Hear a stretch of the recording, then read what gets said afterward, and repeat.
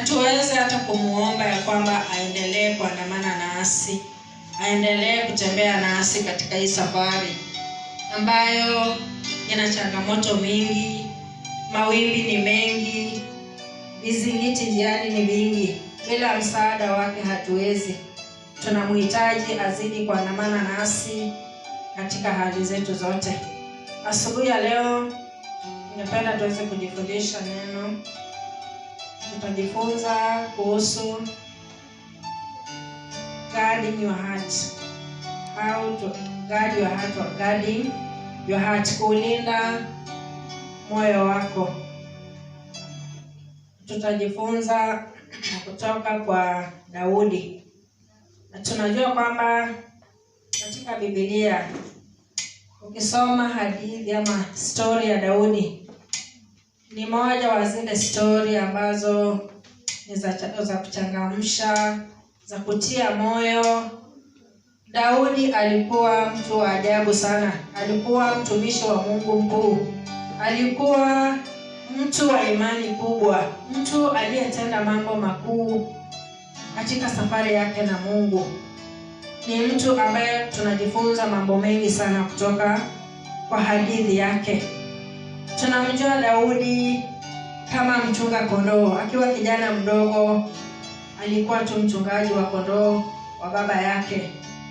Kumaanisha kwamba alikuwa kijana mnyenyekevu, kijana mtiifu, kijana ambaye alikubali kuishi kule kondeni na kondoo wa baba yake, akiwalinda, akiwatunza, akiwatetea kutokana na wanyama wa mwituni.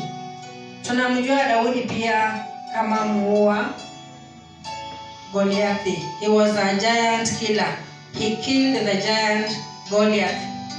Wakati wana wa Israeli, wakati walipokuwa wanaongozwa na Sauli na Wafilisti, wakakuwa wametangaza vita, wakakuwa wako na mpiganaji vita wao ambaye alikuwa mrefu, alikuwa mtu mrefu, jitu kubwa sana, ambalo wakati alipokuwa anatoka katika kambi ya Wafilisti akitangaza vita, Biblia inasema kwamba wana wa Israeli walikuwa wanatetemeka.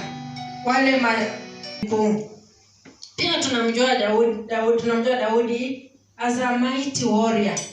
Wakati alipokuwa mfalme, Daudi alikuwa anaenda vita. Hapo yule mfalme ambaye alikuwa anabaki anatuma tu jeshi lake kwenye vita. Daudi alikuwa a mighty warrior. Alipigana vita katika muda alipokuwa mfalme wa Israeli. Akapigana vita, Bwana akampa ushindi katika vita. Akaleta amani kubwa katika mji ama nchi ya Israeli. He was also a talented musician. Daudi alikuwa anajua kusifu Mungu. Alikuwa amepakwa mafuta na Mungu. Kwa kiwango ya kwamba alijua jinsi ya kumsifu Mungu. Alijua jinsi ya kumpendeza Mungu. Alisifu jina la Mungu, kumtukuza na kumpa shukrani katika nyimbo. Na ndio maana aliandika the book of Psalms. Na 90% ya hizo nyimbo ya kitabu cha Psalms ni nyimbo za kumtukuza Bwana, nyimbo za kumsifu Bwana. Jinsi Daudi alivyopenda kumtukuza, alivyopenda kumsifu Mungu na maneno ya kinywa chake. David was also the greatest king to lead Israel. Alikuwa kiongozi, king mkubwa sana.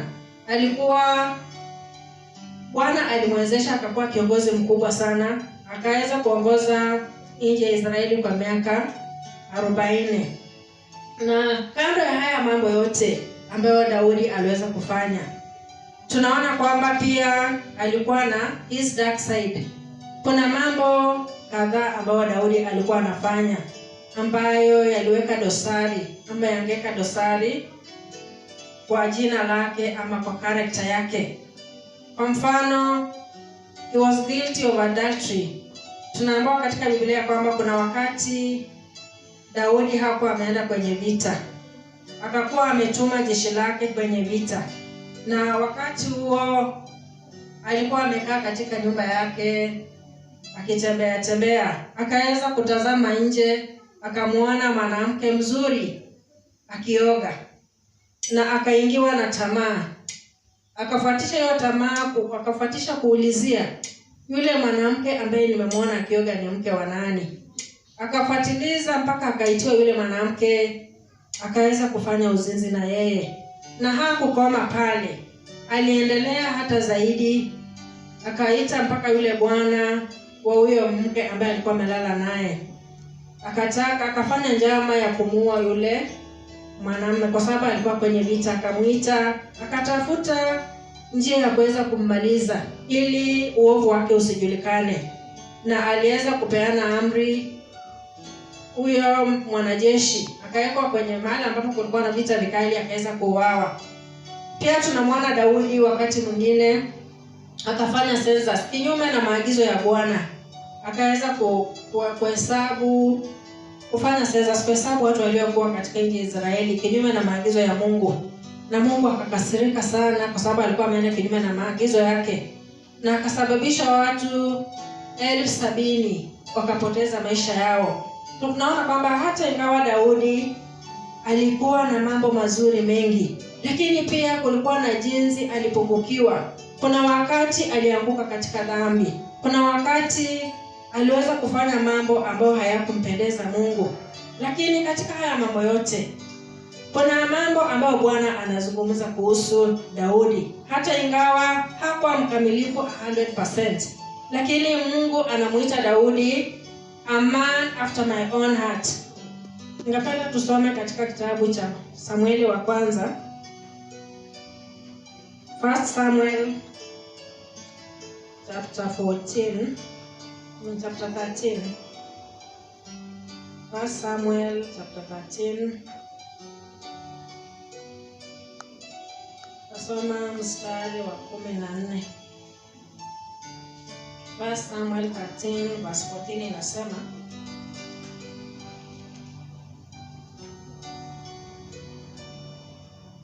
Biblia inasema kwamba, but now your kingdom will not endure. Ukianza mstari wa 13 inasema, you have done a foolish thing. Samuel said, you have not kept the command the Lord your God gave you. If you had, you would have established your kingdom over Israel for all time. But now your kingdom will not endure. The Lord has sought out a man after his own heart and appointed him ruler of his people, because you have not kept the Lord's command. 1 Samuel 13 verse 14. Kitabu cha 13 and 14. Kitabu cha Samueli wa kwanza, mlango wa 13, kuanzia mstari wa 13. Samueli akamjibu Shauli, umefanya kipumbavu, hukutii aliyokuamuru Mwenyezi Mungu, Mungu wako. Kama ungetii, Mwenyezi Mungu angeudumisha milele ufalme wako juu ya Israeli. Lakini sasa ufalme wako hautadumu, kwa kuwa amri aliyokuamuru Mwenyezi Mungu haukutii. Mwenyezi Mungu amejitafutia mtu mwingine ambaye atamtii kwa moyo wake wote, na huyo ndiye ambaye amemteua kuwa mtawala juu ya watu wake. Bwana Yesu asifiwe. Pia tutasoma katika Matendo ya Mitume 13 mstari wa 22. Biblia inasema kwamba, after removing Saul, he made David their king. God testified concerning him, I have found David son of Jesse, a man after my own heart. He will do everything I want him to do.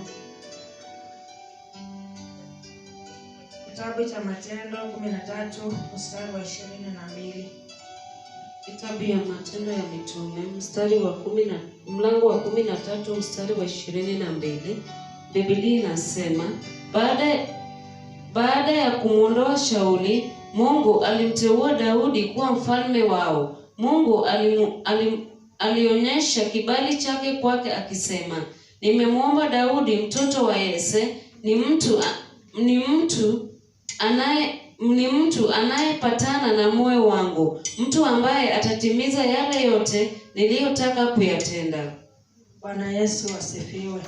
Mungu anamuita Daudi mtu anayepatana na moyo wangu, ama mtu aupendezaye moyo wangu. Tunaona kwamba jinsi nimesema ya kwamba Daudi hata ingawa alifanya mambo makuu na akaweza kuiongoza nchi ya Israeli kwa muda mrefu, akifanya mambo makuu katika hiyo nchi ya Israeli, na akakuwa ako na mawaa, akakuwa ako na mambo kadha wa kadha ambayo hayakuwa yanampendeza Bwana, lakini tunamwona Mungu anamuita mtu aupendezaye moyo wangu, mtu anayepatana na moyo wangu.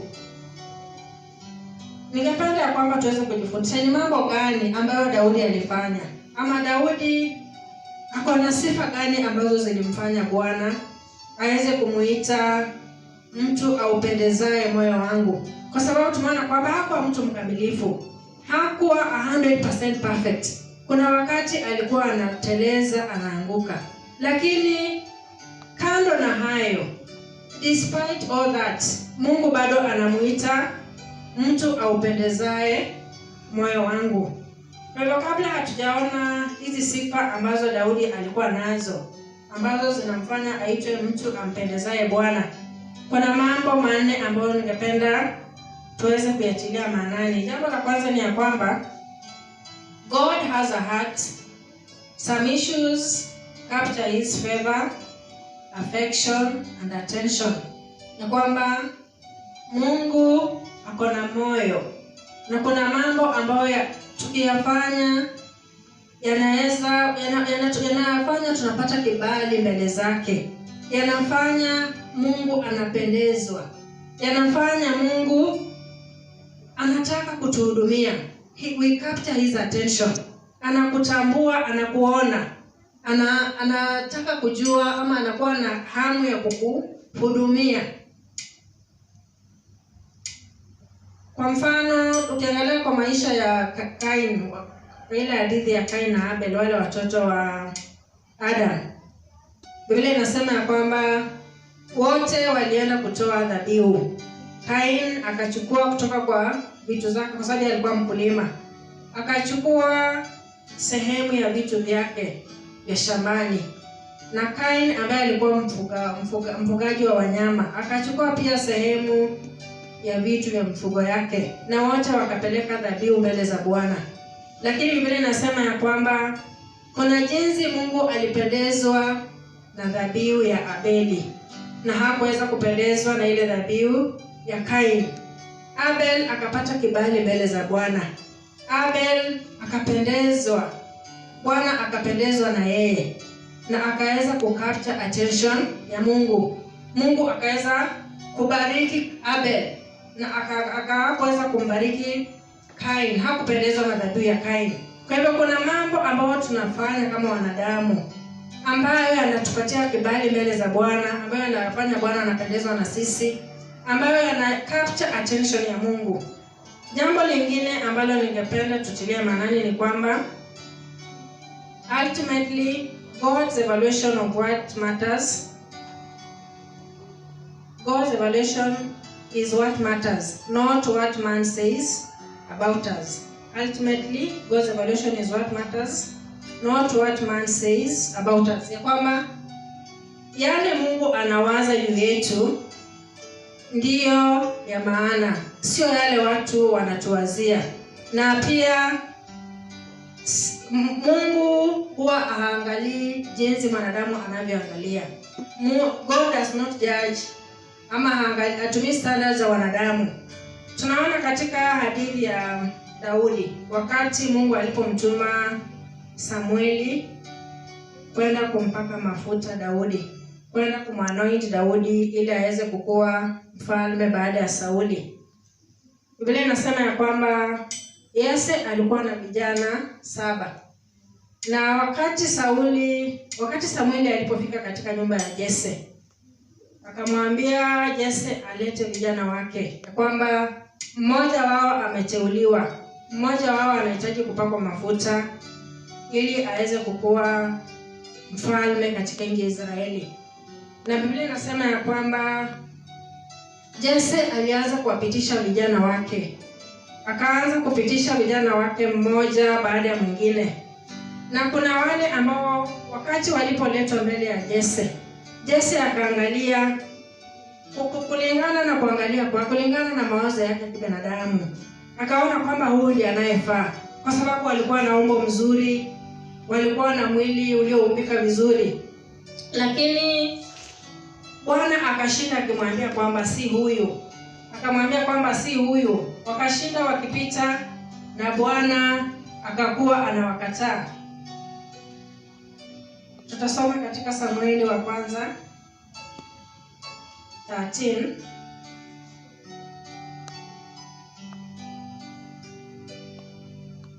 First Samuel 13. First Samuel 16.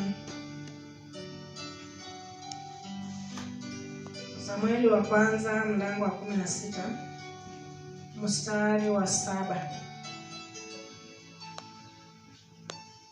Mstari wa 7 unasema kwamba, but the Lord said to Samuel, do not consider his appearance. Mstari wa 6 unasema, when they arrived, Samuel saw Eliab and thought, surely the Lord's anointed stands here before the Lord.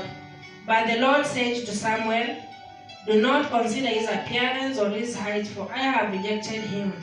The Lord does not look at the things people look at. People look at the outward appearance, but the Lord looks at the heart. Kitabu cha Samueli wa kwanza mlango wa 16 kuanzia mstari wa 6. Walipofika na Samueli alimuona Eliabu, alijisemea moyoni mwake, hakika mpaka mafuta wa Mwenyezi Mungu ndiye huyu aliye mbele ya Mwenyezi Mungu. Lakini Mwenyezi Mungu alimwambia, usiangalie sura yake na urefu wa kimo chake. Mimi nimemkataa, kwani siangalii mambo kama wanavyoangalia binadamu wenye kufa. Binadamu huangalia uzuri wa nje, lakini mimi naangalia moyoni. Bwana Yesu asifiwe. Yale watu wanakuwazia, jinsi watu wanavyokuona haijalishi. Pengine watu wanakudharau wakikuangalia, hawaoni kitu chochote kizuri ndani mwako. Lakini Mungu aliyekuumba, yeye ambaye anaona mpaka ndani ya moyo, yeye ambaye hutazama moyo, anajua kitu ambacho amekweka ndani mwako. Tunaona kwamba Daudi hakuwa na umbo anakupendeza, hakuwa pengine hakuwa anaonekana mzuri na machoni pa Jesse ama machoni pa Samueli, lakini Mungu aliyejua moyo wa Daudi akakuwa amemchagua Daudi. Na wakati vijana wa Jesse wote walipitishwa mbele ya Samueli, Bwana akakuwa anawakataa kwa sababu alikuwa amemchagua Daudi. Mpaka wakati Samueli alipomuuliza Jesse, umeleta vijana wako wote ama kuna mwingine ambaye anabaki? Na Biblia inasema kwamba Jesse alimwambia kuna mmoja tu, kale kadogo, the youngest, ambaye ako kule kondeni anachunga kondoo. Na Biblia inasema kwamba wakati Daudi alipoletwa, hata ingawa alikuwa ni yule mdogo zaidi, pengine hakuwa na umbo jinsi Eliab alivyokuwa, pengine hakuwa mkubwa, hakuwa na misuli, lakini yeye ni yule Mungu alikuwa amemchagua, kwa sababu yeye Mungu alikuwa amependezwa na moyo wake. Kwa hivyo Mungu akaweza kumchagua Daudi. Jambo lingine ambalo tunatilia maanani ni kwamba we can follow and capture the heart of God. Ni kwamba tuko na uwezo, tunaweza fanya bidii, tunaweza fuata moyo wa Bwana, tunaweza ushika moyo wa Bwana. Jinsi Daudi alivyoshika moyo wa Bwana, jinsi Daudi alivyompendeza Bwana, ili ya kwamba Bwana akamchagua. Mungu akamchagua kutoka kwa ndugu zake wote. Hata ingawa yeye alikuwa kijana mdogo tu, the smallest. Lakini Mungu kwa sababu ya moyo wake, kwa sababu Mungu alipendezwa na moyo wa Daudi, aliweza kumchagua Daudi. Kwa hivyo hata nasi tunaweza kufuata moyo wa Mungu, tunaweza kuushika moyo wa Mungu, tunaweza kupata kibali mbele ya Mungu. Mungu anaweza kutuchagua jinsi alivyomchagua Daudi kutoka kwa wengine. Jambo la mwisho ambalo tunatilia maanani ni kwamba one does not have to live a perfect life to follow the heart of God. Ya kwamba si lazima you be perfect. Tunajua kwamba sisi wanadamu kwa bidii zetu, hata tufanye bidii kiasi gani, we can never be 100% mbele za Bwana. Lakini bado tunaweza fanya bidii hata wakati tunapopungukiwa, hata wakati hatufai 100%, lakini tunaweza fanya bidii to capture the heart of God. Ni mambo machache, mambo madogo madogo ambayo Daudi alifanya, ikaonyesha bidii, ikaonyesha upendo wake kwa Mungu, na Mungu akaweza kupendezwa naye, Mungu akaweza kumchagua. Kwa hivyo hata nasi tunaweza mpendeza Bwana, tunaweza kufuata moyo wa Bwana, tukakapcha, tukampendeza Bwana. Kwa hivyo kuna sifa 4 ambazo tunaweza kujifunza kutoka kwa maisha ya Daudi, ambayo ilifanya Mungu akapendezwa na Daudi, hata akamuita mtu aliyeupendeza moyo wa Mungu, mtu aliyepatana na moyo wa Mungu.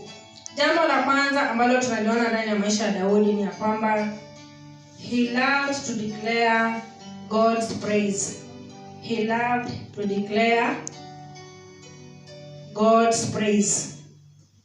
Daudi alipenda kumsifu Mungu, alipenda kumshukuru Mungu. Katika kitabu cha Zaburi yote ukisoma unapata kwamba anasifu tu Mungu na kumpa sifa na kumuinua na kumtukuza. Alimpa Mungu sifa na moyo wake na kinywa chake na matendo yake na kila kitu alichokuwa nacho. Daudi alitangaza sifa kwa jina la Mungu. Na katika kumsifu Mungu, katika Zaburi pia, katika Zaburi ambazo aliandika, tunapata kwamba kuna sehemu nyingi alikuwa anatubu dhambi. Alijua kwamba kando na kumsifu Mungu, alistahili kutubu, kwa sababu kila wakati alikuwa anapungukiwa.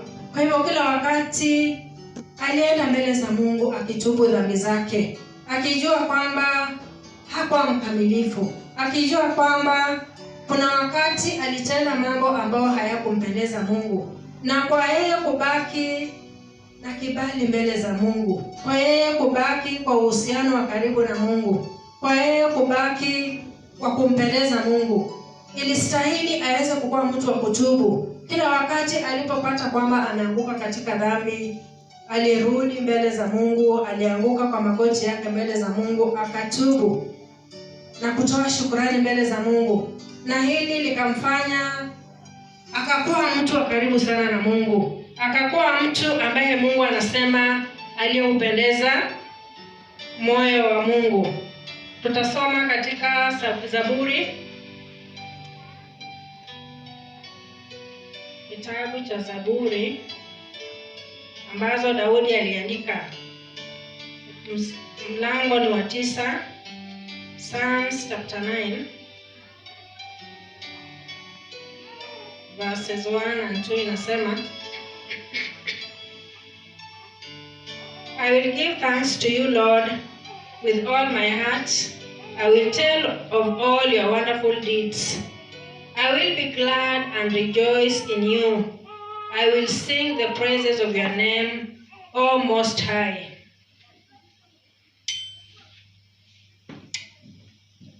Kitabu cha Zaburi mlango wa 9 kuanzia mstari wa 1. Nitakushukuru Mungu kwa moyo wangu wote. Nitayasimulia matendo yako yote ya ajabu. Nitafurahi na kushangilia kwa sababu yako. Nitaliimbia sifa jina lako, ewe Mungu mkuu. Bwana Yesu asifiwe.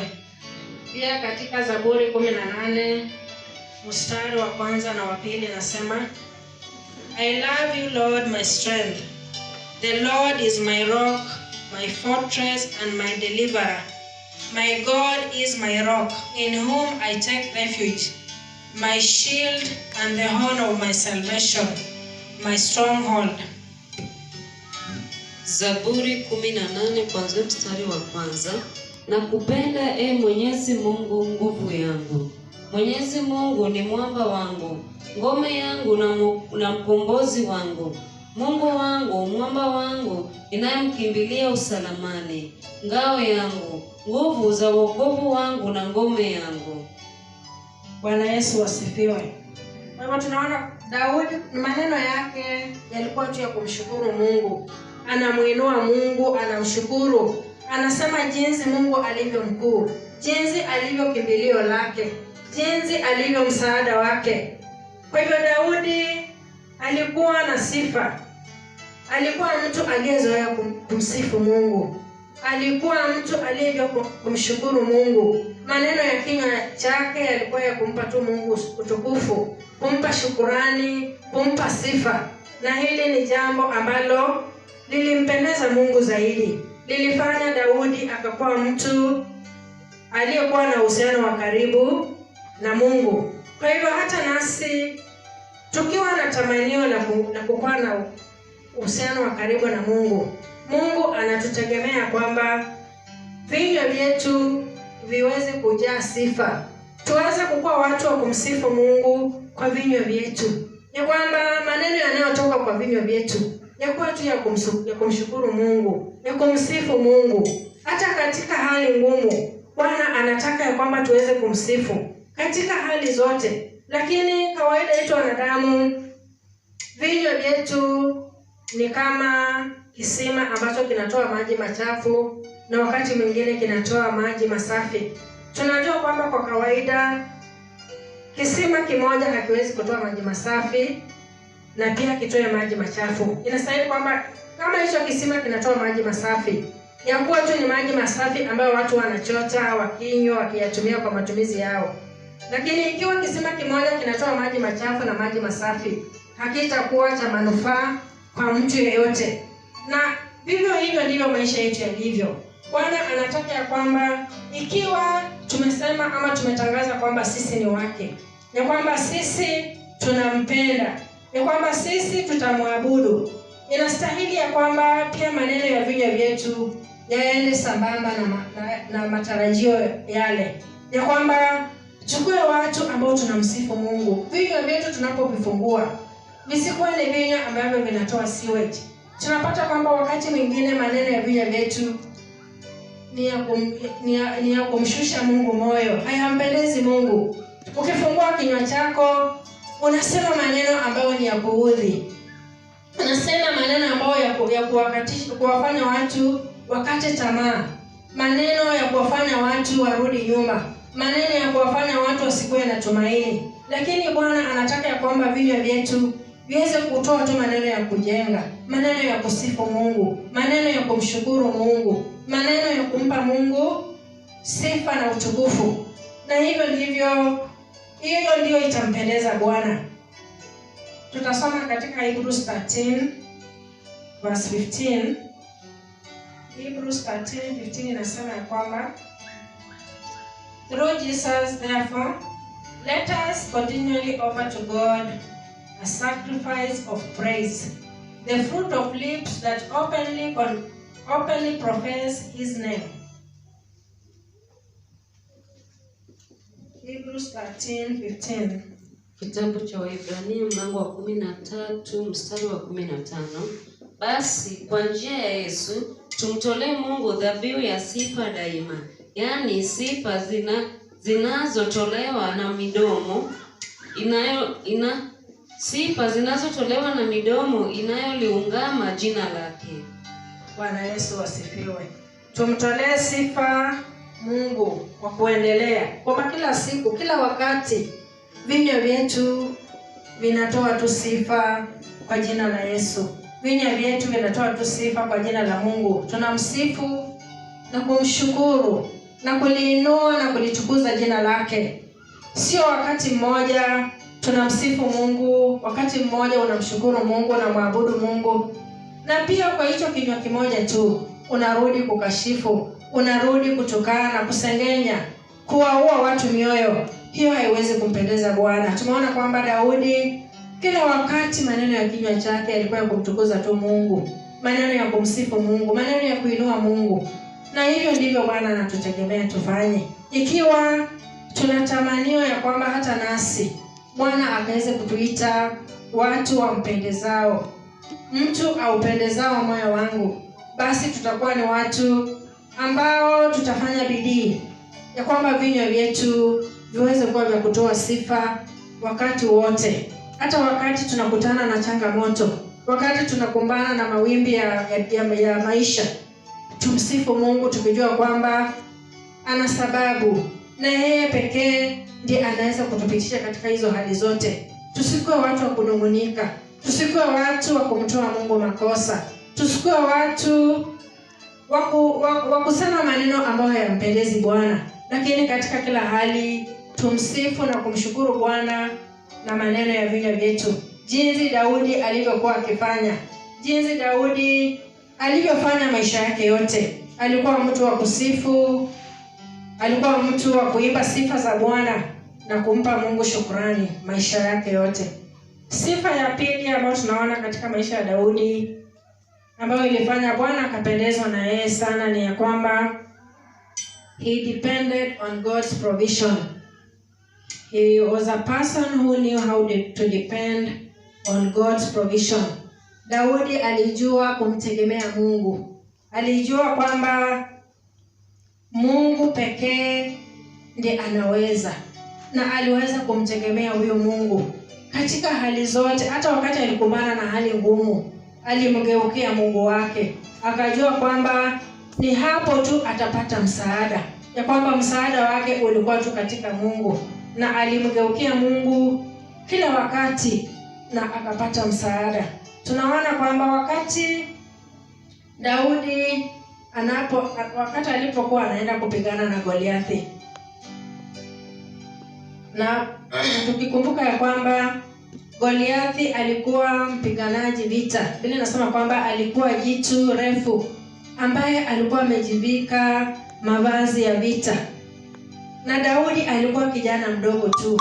Na hata wakati neno lilipofikia Sauli ya kwamba Daudi amesema anataka kwenda kukumbana na Goliathi, na Sauli akamwambia kwamba aweze kuchukua yale mavazi yake ya vita aweze kuyavaa. Akampatia Daudi mavazi yake ya vita. Tutasoma katika 1 Samuel 17, Samueli wa kwanza mstari wa mlango wa 17.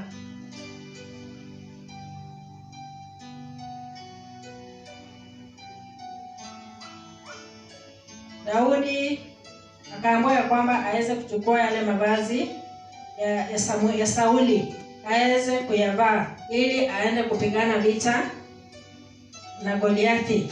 Na tunapata kwamba Daudi alijaribu kuyavaa ya mavazi, akajaribu kubeba zile silaha za Sauli, lakini akafika mahali akashindwa. Akaona kwamba hivyo vifaa vilikuwa vizito sana, vilikuwa vinamtatanisha, na akamwambia Sauli ya kwamba siwezi kwenda kupigana vita na hivi. Akavitoa. Na wakati Daudi alipokuwa anafanya haya, Daudi alijua kwamba hangeshinda hivyo vita kwa sababu ya silaha, kwa sababu ile mavazi alikuwa amevaa. Alijua ya kwamba angeshinda vita ama angemuua Goliathi kupitia kwa nguvu za Mungu. Na ndio maana katika 1 Samuel 17 verse 45 Biblia inasema ya kwamba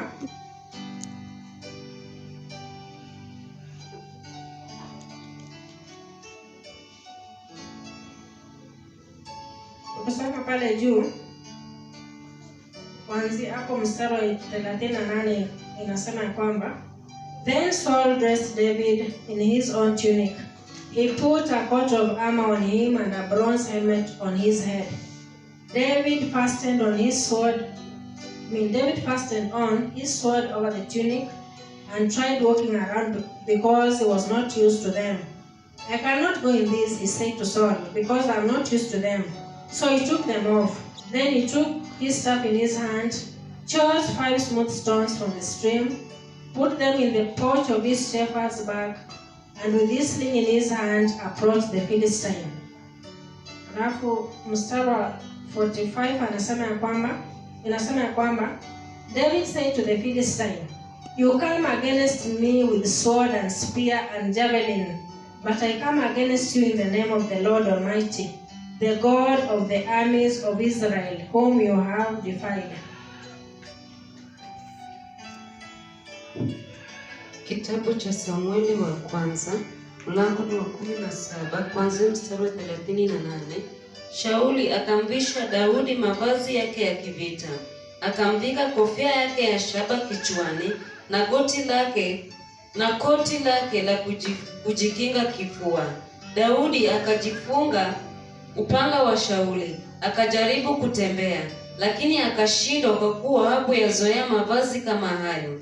Akamwambia Shauli, "Siwezi kwenda vitani nikiwa nimevaa mavazi haya, kwani mimi sijayazoea." Kwa hiyo akayavua. Daudi akachukua fimbo yake mkononi, akajichagulia mawe 5 mazuri kutoka kwenye kijito. Akayatia katika mfuko wake wa mchungaji. Kombe lake likiwa tayari mkononi mwake, akaanza kumwendea Goliathi Mfilisti.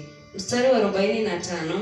Lakini Daudi akamwambia Goliathi, "Wewe unanijia kwa upanga, mikuki na sime, lakini mimi ninakukujia kwa jina la Mwenyezi Mungu, Mungu wa majeshi, Mungu wa askari wa Israeli, ambaye wewe umemtukana." Bwana Yesu asifiwe. Tunaona kwamba Daudi alimwendea Goliathi kwa jina la Mungu. Alijua kwamba ni Mungu pekee ambaye angempa ushindi kinyume cha Goliathi. Alijua kwamba hata angevaa hayo mavazi ya Sauli, hata angebeba zile silaha za Daudi, bila Mungu kumsaidia hangeweza kusimama mbele ya hili jitu. Na ndio maana Daudi akaweza kuvua yale mavazi ya vita, akachukua tu jiwe na kamba, akamwambia Goliathi ya kwamba nakuja kinyume chako katika jina la Mungu mkuu wa Israeli ambaye wewe unamtukana.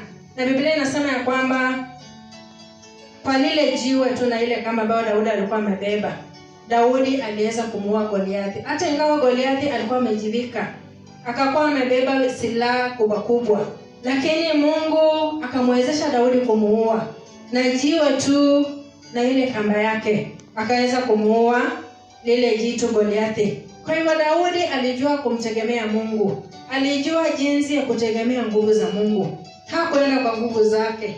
Hakutegemea nguvu zake, hakutegemea hekima yake. Alitegemea nguvu na uwezo wa Mungu. Na akaweza kufanya mambo makuu kupitia kwa kumtegemea Mungu. Pia tunaona wakati mwingine, wakati Daudi alikumbana na vita katika 1 Samuel 30, Samueli wa kwanza mlango wa 30 kuanzia mstari wa 3. Biblia inasema kwamba when David and his men reached Ziklag, they found it destroyed by fire, and their wives and sons and daughters taken captive. So David and his men wept aloud until they had no strength left to weep. David's 2 wives had been captured, Ahinoam of Jezreel and Abigail, the widow of Nabal of Carmel. David was greatly distressed because the men were talking of stoning him. Each one was bitter in spirit because of his sons and daughters. But David found strength in the Lord his God. Then David said to Abiathar the priest, the son of Ahimelech, "Bring me the ephod." Abiathar brought it to him, and David inquired of the Lord, "Shall I pursue this raiding party? Will I overtake them?" "Pursue them," he answered. "You will certainly overtake them and succeed in the rescue." 1 Samuel 30:3-8. Samueli wa kwanza mlango wa 30 kuanzia mstari wa 3 hadi 8. Biblia inasema, Daudi na watu wake walipofika mjini, waliukuta mji umeteketezwa, na wanawake, watoto wao wa kiume na wa kike wamechukuliwa mateka. Ndipo Daudi na watu wake walipoangua kilio, wakalia hadi walipoishiwa nguvu. Wake wawili wa Daudi, Ahinoamu kutoka Yezreeli na Abigaili mjane wa Nabali, nao pia walikuwa wamechukuliwa mateka. Sasa Daudi alikuwa katika matatizo makubwa, kwa kuwa watu wake waliokuwa na uchungu rohoni mwao kwa kupoteza watoto wao, hivyo wakawa wanamtishia kumpiga mawe. Lakini Daudi alijipa moyo kwa kumtegemea Mwenyezi Mungu Mungu wake. Daudi akamwambia kuhani Abiathari mwana wa Ahimeleki, niletee kibao cha kuhani. Abiathari akampelekea. Daudi akamwomba Mwenyezi Mungu shauri, je, genge hili nilifuate? Na je, nitalikamata? Mwenyezi Mungu akamjibu, lifuate, kwani utalipata na kuwaokoa hao waliotekwa.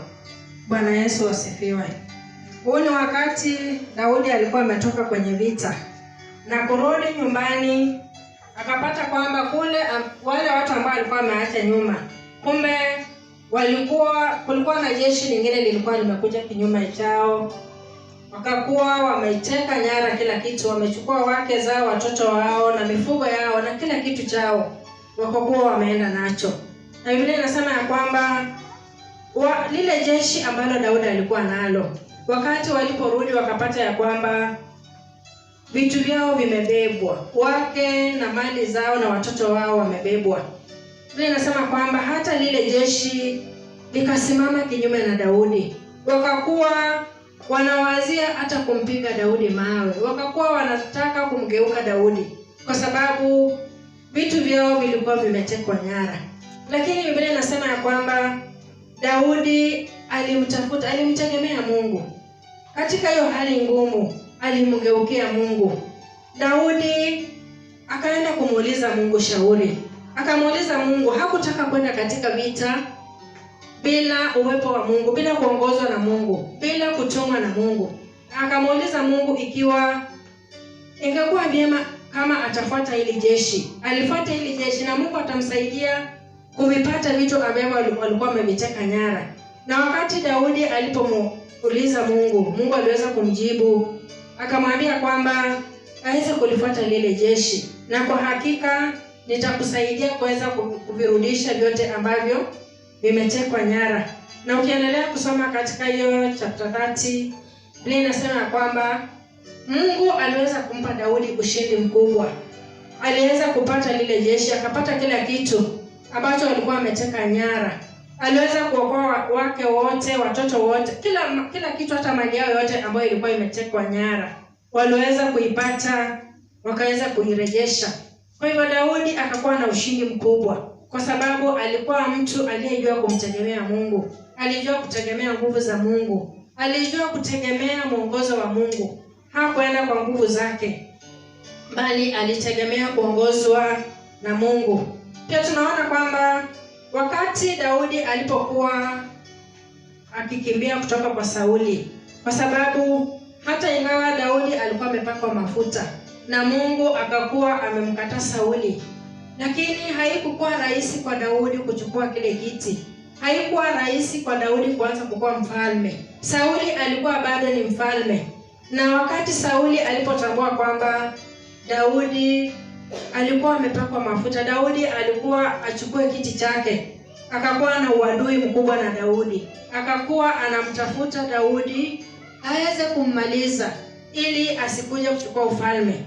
Na wakati wa Daudi alipokuwa anatoroka kutoka kwa Sauli, akienda akijificha kwa sababu Sauli alitaka kummaliza, Biblia inasema kwamba kuna wakati ambapo Daudi alijipata na Sauli. Daudi ametoroka, ameenda kujificha. Sauli amemfuata kummaliza. Na ikakuwa ya kwamba Daudi alikuwa amejificha katika shimo fulani. Na hilo shimo ambalo Daudi alikuwa ndani, Sauli akaingia pale. Kwa kwenda kujisaidia, na hakujua ya kwamba Daudi ako pale ndani. Na Biblia inasema ya kwamba wale waliokuwa na Daudi wakamwambia kwamba sasa Mungu ameleta huyo adui wako mkononi mwako, amemleta ili uweze kumwangamiza. Lakini Daudi akakataa. Daudi alijua kwamba hata ingawa alikuwa amepakwa mafuta, lakini alitaka ategemee, angojee wakati wa Bwana, ili ya kwamba Bwana mwenyewe aweze kumpatia nafasi yeye kuwa mfalme. Hakuwazia kummaliza Sauli. Hakuwazia kumuua Sauli wakati alipoingia katika lile shimo. Akakuwa anangojea wakati wa Bwana. Akakuwa anangojea mwongozo kutoka kwa Mungu wake. Tutasoma katika 1 Samuel chapter 24. 1 Samuel chapter 24 from verses 13 from verse 3. 1 Samuel 24 verse 3 to 13. Biblia inasema kwamba he came to the sheep pens along the way. A cave was there, and Saul went in to relieve himself. David and his men were far back in the cave. The men said, "This is the day the Lord spoke of when he said to you, I'll give your enemy into your hands for you to deal with as you wish."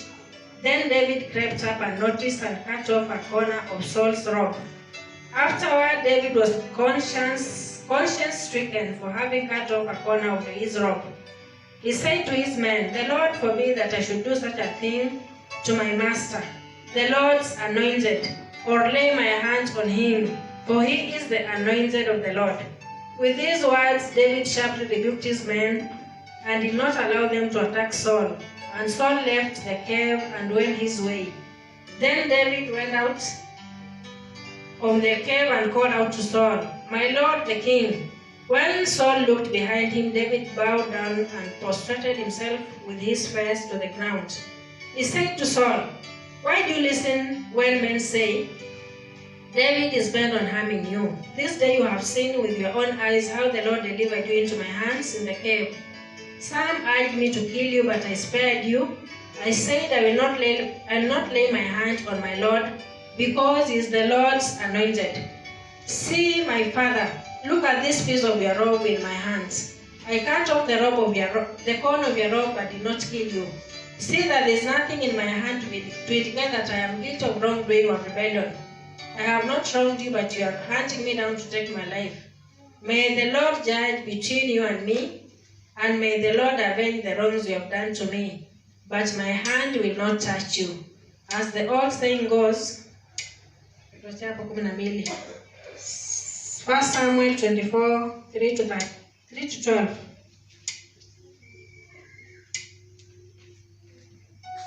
Kitabu cha Samueli wa kwanza, mlango wa 24 kuanzia mstari wa 3. Biblia inasema, Shauli alipokuwa anasafiri, alifika kwenye pango moja lililokuwa karibu na zizi la kondoo. Akaingia humo pangoni ili kujisaidia. Daudi na watu wake walikuwa wameketi ndani kabisa ya pango hilo. Watu wa Daudi wakamwambia, "Ile siku aliyokuambia Mwenyezi Mungu kuwa atakuja kumtia adui yako mikononi mwako, nawe umtendee utakavyoona inafaa, leo imefika." Ndipo Daudi alipomwendea Shauli polepole kutoka nyuma, akakata pindo la vazi lake. Daudi akaanza kufadhaika moyoni kwa sababu alikata pindo la vazi la Shauli kwa siri. Akawaambia watu wake, "Mwenyezi Mungu anizuie nisimtendee kitendo kama hiki bwana wangu aliyepakwa mafuta na Mwenyezi Mungu. Nisiunyoshe mkono wangu dhidi ya mtu ambaye Mwenyezi Mungu amempaka mafuta." Kwa maneno hayo, Daudi akashawishi watu wake wasimdhuru Shauli. Akawakataza wasimshambulie. Kisha Shauli akasimama, akatoka pangoni akaendelea na safari yake. Baadaye Daudi naye akainuka, akatoka pangoni na kumwita Shauli.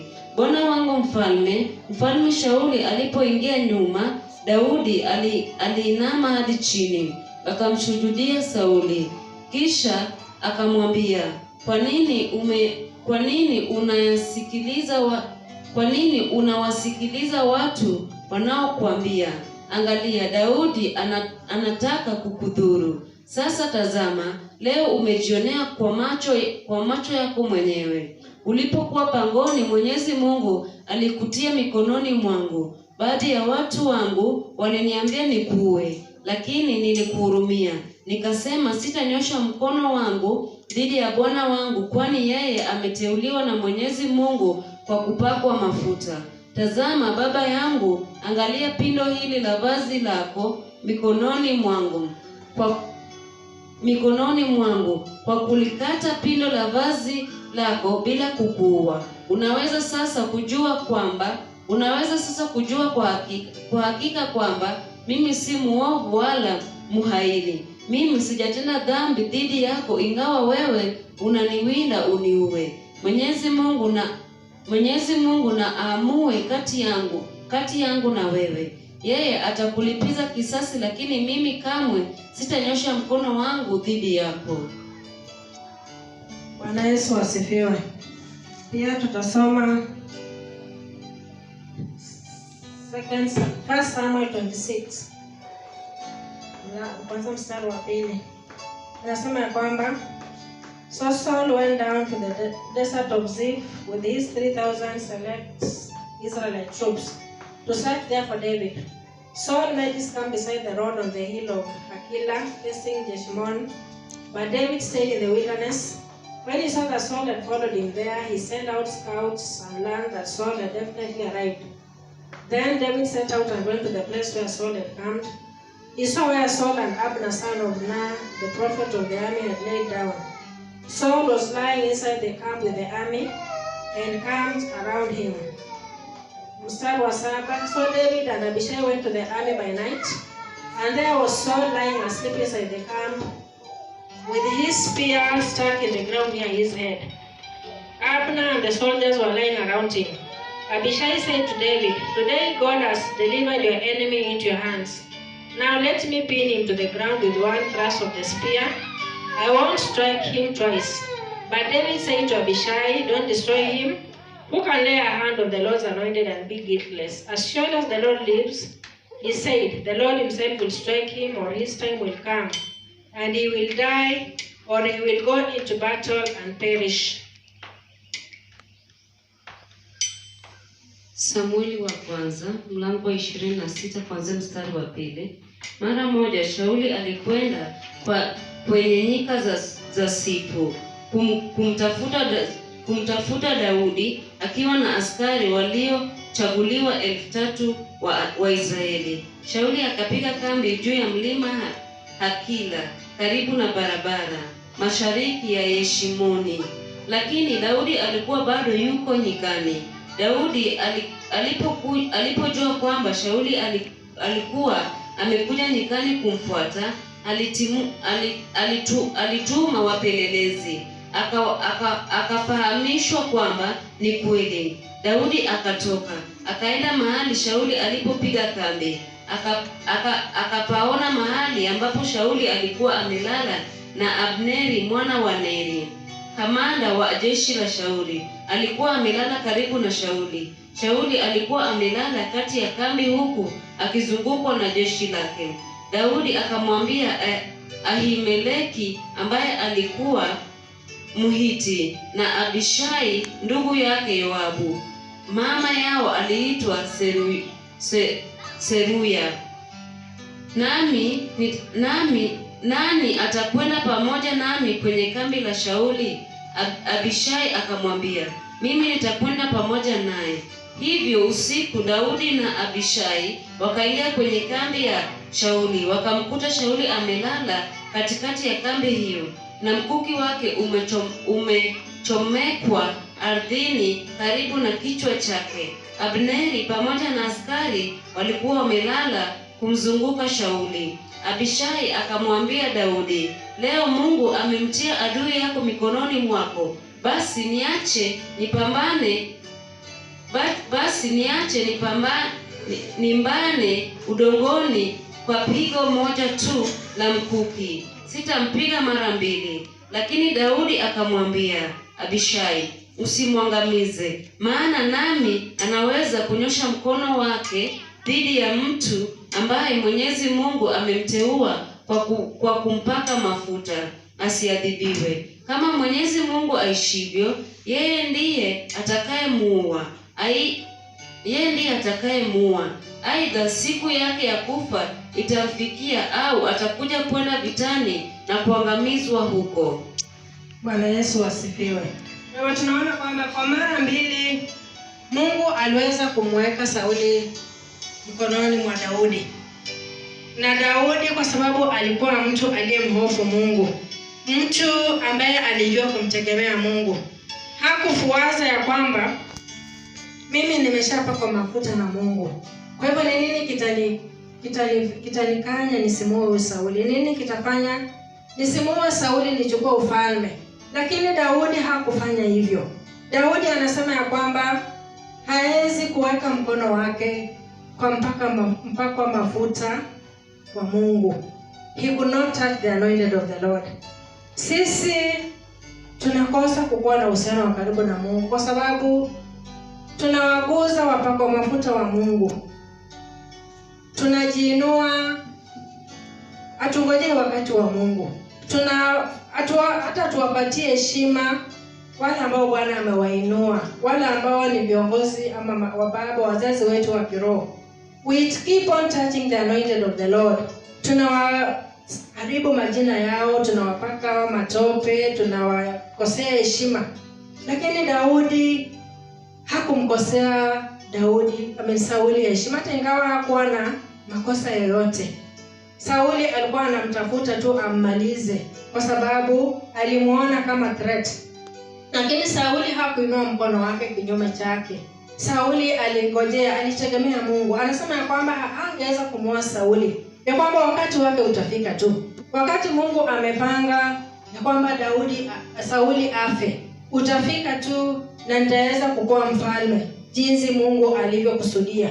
Kwa hivyo tunajifunza ya kwamba ikiwa tunataka kukua na kibali mbele za Mungu, ikiwa tunataka kukuwa na uhusiano karibu na Mungu, ikiwa tunataka Mungu atuite watu au mtu aupendezaye moyo wangu, ni lazima tujifunze kutoka kwa Daudi. Daudi hakuwa anaguza, hangeweka mkono wake kwa mpako wa mafuta wa Mungu. Alimhofu Mungu, akaweza kuokoa maisha ya Sauli mara mbili. Hata ingawa wale watu waliokuwa na yeye, wanajeshi aliokuwa nao, walishinda wakimuhimiza ya kwamba aweze kuchukua hiyo nafasi kumuua Sauli, lakini Daudi hakufanya hivyo kwa sababu alitaka kumpendeza Mungu. Alitaka abaki na kibali mbele za Mungu. Alitaka kutegemea na kungojea wakati wa Mungu, ili ya kwamba wakati Mungu atakaposema ndipo wakati ataweza kupokea ule ufalme ambao Mungu alikuwa amemtengea. Jambo la tatu ambalo tunajifunza kutoka kwa Daudi ni kwamba he desired God's presence. He's a man who always desired God's presence. Kwamba Daudi alitafuta kwa bidii zaidi aweze kukua ama uwepo wa Mungu upatikane ndani ya maisha yake. Uwepo wa Mungu, alitamani kila wakati kudumu katika uwepo wa Mungu, kwa sababu alijua kwamba katika uwepo wa Mungu ndio kuna ushindi mwingi. Ukibaki katika uwepo wa Mungu, hakuna lolote ambalo litasimama kinyume chako. Na ndio maana kila wakati Daudi anasema ya kwamba atadumu katika neno, kusoma neno la Mungu, kulitafakari na kulitenda, na kila wakati akishukuru Mungu, kila wakati akimsifu Mungu, akitubu dhambi zake, ili ya kwamba kusikuwe na chochote ambacho kitamtenganisha, ambacho kitaondoa uwepo wa Mungu mbali na yeye.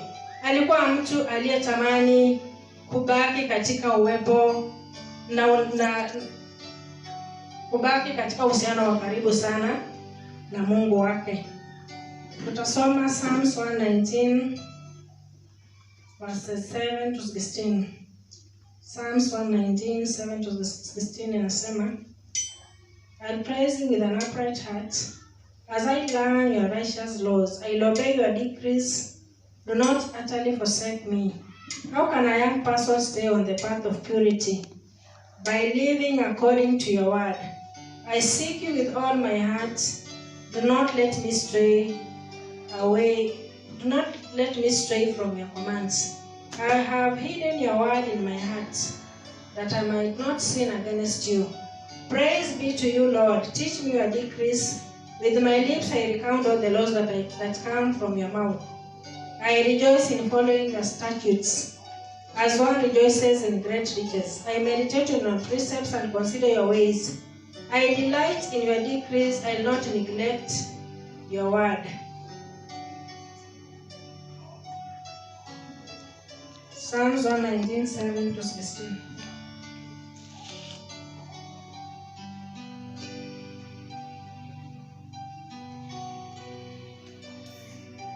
Aweze kumhusisha Mungu, aweze kuongozwa na Mungu. Mungu akaweze kumpa ushindi. Na Daudi aliweza kufanikiwa kwa sababu alidumu katika uwepo wa Mungu kila wakati. Akiimba sifa za Mungu, akimshukuru Mungu, akitubu dhambi zake, akisoma neno la Mungu na kulifuata na kulitii na kulitenda, na ikafanya akacapture attention ya Mungu. Akaitwa mtu aliyependeza moyo wa Mungu. Jambo la mwisho ama sifa ya mwisho tunaona katika maisha ya Daudi ni ya kwamba he displayed God's power. David displayed God's power. Tunaona kwamba katika ujana wake, mwanzo kwa ujana wake, alijua jinsi ya kutegemea Mungu, jinsi ya kutumia nguvu za Mungu. Alijua kwamba Mungu alitaka kumtumia. Mungu alitaka kutumia Daudi kuonyeshana uwezo wake, kuonyesha nguvu za kudhihirisha ukuu wake. Na inaanzia ule wakati ambapo Daudi anapopigana na Goliathi. Yale maneno ambayo Daudi anayanena yanaonyesha kwamba Daudi alimtegemea Mungu. Alijua kwamba Mungu alikuwa na sababu. Mungu alikusudia kumtumia kudhihirisha ukuu wake. Tasoma 1 Samuel 17:34 37. Inasema ya kwamba 34 inasema, But David said to Saul, The servant has been keeping his father's sheep. When a lion or a bear came and carried off a sheep from the flock, I went after it, struck it, and rescued the sheep from its mouth.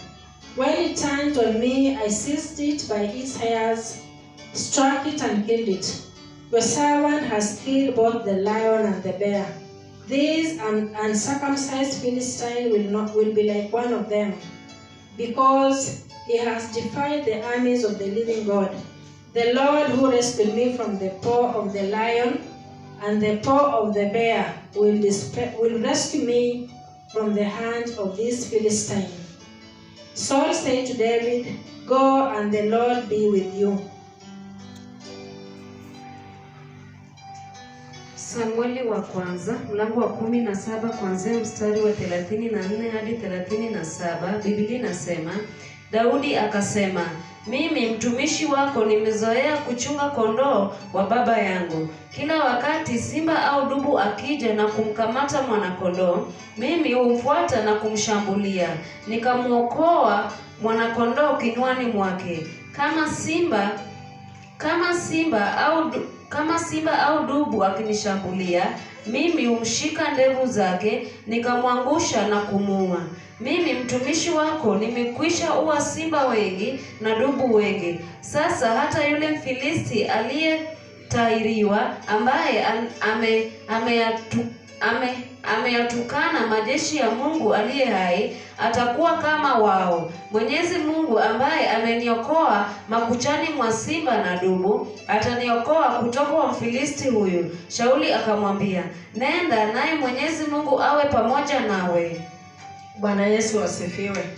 Tunaona kwa haya maneno ya Daudi anadhihirisha kwamba alijua kwamba Mungu ako na nguvu, na alijua kwamba ule wakati alipokuwa kule kondeni akichunga kondoo, wakati wanyama wa mwituni, wakati simba walipokuja kuua kondoo wake, Mungu aliweza kumpatia nguvu.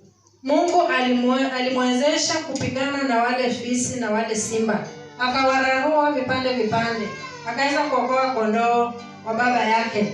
Na Daudi anasema kwamba yule Mungu aliyekuwa naye kule kondeni, yule Mungu aliyempa ujasiri na uweza na nguvu wa kuwararua wale fisi na kuwararua wale simba, anasema kwamba ndiye huyo Mungu ambaye atampa ujasiri, ndiye huyo Mungu ambaye atampa nguvu ya kupigana kinyume cha Goliathi. Kwa hivyo Daudi alijua kwamba Mungu alitaka kumtumia.